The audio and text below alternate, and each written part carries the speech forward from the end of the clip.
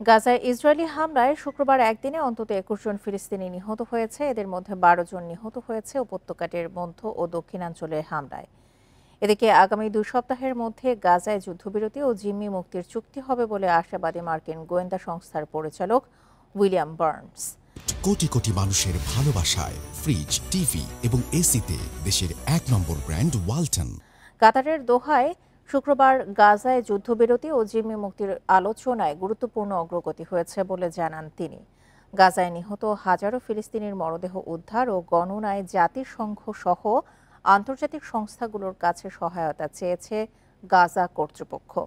উপত্যকাটিতে নিহতের সংখ্যা নিয়ে প্রকাশিত ল্যান্ডসেটের প্রতিবেদন নিয়েও উদ্বেগ জানায় তারা। এছাড়া পশ্চিম তীরে অভিযান চালিয়ে শুক্রবার ৮ ফিলিস্তিনিকে আটক করেছে ইসরায়েলি সেনারা।